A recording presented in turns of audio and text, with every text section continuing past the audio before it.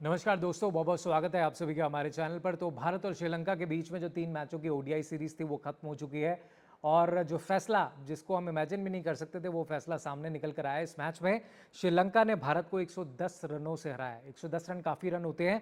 पहले बल्लेबाजी करते हैं, 248 बोर्ड पर लगाते हैं और टीम इंडिया जो कि अपनी सीनियर टीम के खिलाड़ियों के साथ खेल रही है, जिसमें विराट कोहली भी है, जिसमें रोहित शर्मा भी है, वो टीम आज 138 रन पर ऑल आउट हो जाती है। और 2007 के बाद से 17 सालों में पहली सीरीज है जो श्रीलंका के खिलाफ भारत हार जाती है।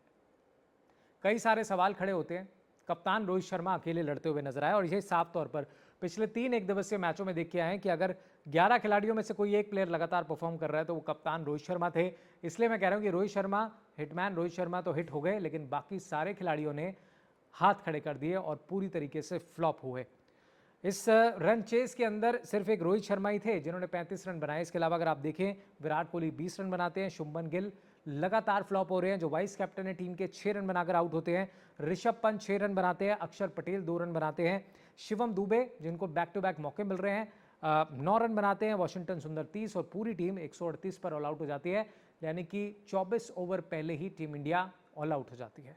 ये सीरीज आपने गवा दी है। गौतम गंभीर जो कि नए कोच बनाए गए थे, उनके नए युग का आगाज बताया जा रहा था, लेकिन ये कैसे युग का आगाज है जिसकी शुरुआत ही 2 मैचों में आप इस तरीके से पिछड़ते हैं कि क्या कहने। पिछला मुकाबला भी आप हार गए, चेज नहीं कर पाए, और उससे पिछला मुकाबला तो आप जीते हुए थे जिसको आपने ड्रॉ करवा दिया। अब इन मैचों के गुनहगार एक्चुअली कौन से वो खिलाड़ी हैं, तो बहुत सारे नाम निकल कर आते हैं। इनमें शुभमन गिल का नाम निकल कर आता है, जिनको वाइस कैप्टन तो आपने बना दिया, लेकिन उनकी बैटिंग परफॉर्मेंस आप देखिए, T20 में भी नहीं चल रहे हैं और यहाँ पर तो ओडीआई था, यहाँ पर तो 50 ओवर फॉर्मेट है जिसमें आपके पास बहुत सारा वक्त होता है। आप पहले बहुत स्लो खेल रहे थे, लेकिन आज आपने क्या किया, सिर्फ 6 रन बना करके आउट हो गए।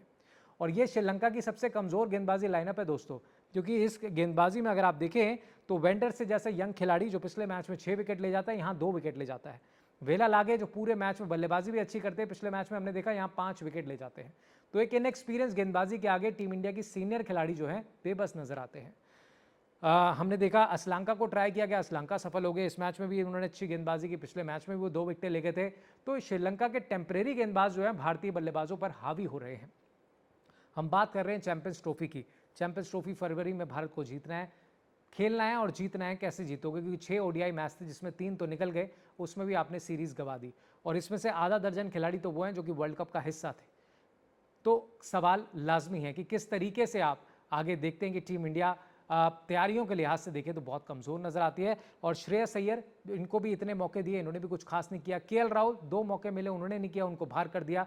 आज ऋषभ पंत आए, ऋषभ पंत का भी बल्ला नहीं चला।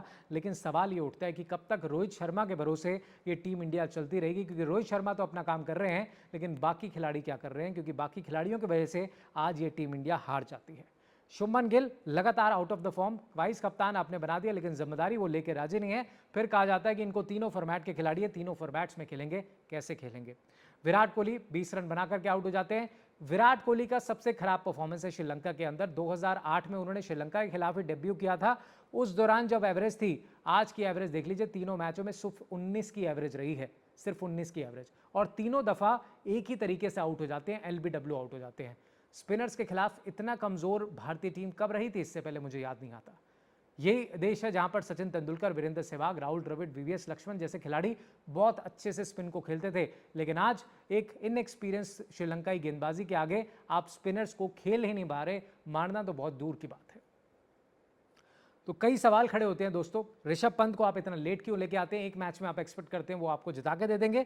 तो इस टीम के अंदर शिवम दुबे क्या जस्टिफाई करते हैं अपनी टीम को, शुभमन गिल क्या जस्टिफाई करते हैं इस टीम के अंदर प्लेइंग 11 में होना। श्रेयस अय्यर पर सवाल उठते हैं कि और कितने आपको मौके चाहिए अपने आप को परफॉर्म करने के लिए। आप संजू सैमसन को बाहर बिठा देते हैं जो ओडीआई में सैकड़ा शतक लगा के बैठे हैं। ये कहा जाता है कि संजू परफॉर्म नहीं करते, हमने T20 में देख लिया, आप उनको ओडीआई में मौका देते, लेकिन नहीं। तमाम खिलाड़ियों ने बहुत ज़्यादा आज निराश किया है और सबसे ज़्यादा निराश तो मुझे लगता है शुभमन गिल, श्रेयस अय्यर और शिवम दुबे, 3 ऐसे खिलाड़ी हैं जिन्होंने सबसे ज़्यादा निराश किया। और मोहम्मद सिराज जो कि हमेशा से श्रीलंका के खिलाफ अच्छा परफॉर्म करते थे, आज तो उन्होंने भी तीनों सीरीज़ में उनको भी बहुत मार पड़ी है। आज तो सबसे ज़्यादा रन उन्होंने भी दे दिए।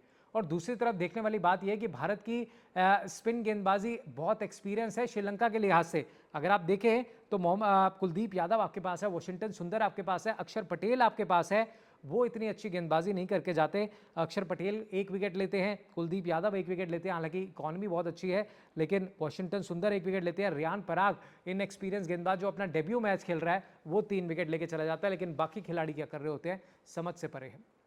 ये 248 रन नहीं थे, ये 300 के करीब रन थे, क्योंकि इस विकेट पर 248 रन बना, यानी कि आपका ये विनिंग टोटल है। लेकिन बहुत निराश, पहले गेंदबाजी में किया, उसके बाद बल्लेबाजी में किया, और इस तरीके से आप चैंपियंस ट्रॉफी जीतने का सपना देखते हैं। इस तरीके से आई थिंक ये बहुत ख़राब शुरुआत है गौतम गंभीर साहब की भी, जिस तरीके से वो अपनी टीम को एक्सपीरियंस मतलब एक्सपेरिमेंट पे एक्सपेरिमेंट करे जा रहे हैं। अब वक्त आ गया एक्सपेरिमेंट बंद करके आप अपने तय कीजिए कौन से वो 11 खिलाड़ी हैं और उनको बार बार मौका दीजिए।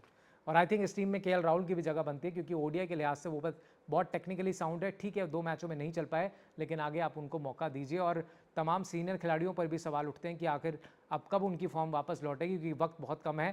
खैर अभी बांग्लादेश ने आना है, न्यूजीलैंड के आना है, तो आप अपनी गलतियों को सुधारेंगे तभी आप बेहतर कर पाएंगे, तभी आप चैंपियंस ट्रॉफी को जीत पाएंगे। फिलहाल इस पर आपकी क्या राय है कमेंट बॉक्स में मुझे ज़रूर बताइएगा। लेकिन टीम इंडिया ने बहुत ज़्यादा निराश किया है इस सीरीज़ के अंदर, जो एक्सपेक्टेशंस था उसके बिल्कुल विपरीत गया है।